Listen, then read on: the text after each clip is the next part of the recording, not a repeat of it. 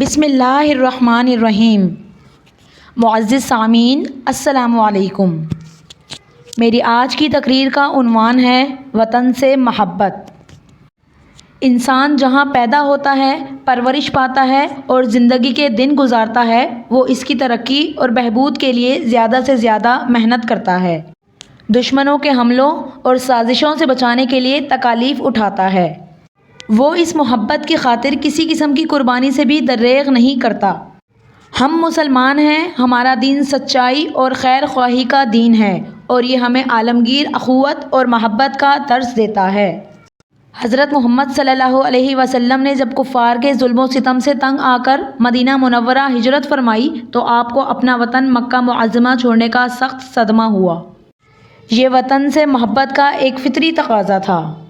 جنت سے کہیں بڑھ کے حسین میرا وطن ہے، جنت سے کہیں بڑھ کے حسین میرا وطن ہے، ہمسر ہے فلک کی جو زمین میرا وطن ہے۔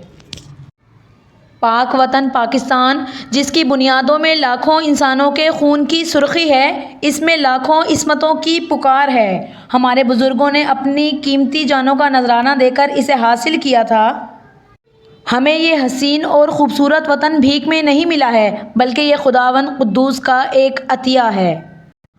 ہم سب کا اولین فرض یہ ہے کہ نسلی اور گروہی امتیازات کو ختم کر کے ایک ہو جائیں اور اس پاک وطن سے چور بازاری، بدعنوانی، ذخیرہ اندوزی، رشوت ستانی اور دوست نوازی کا خاتمہ کریں۔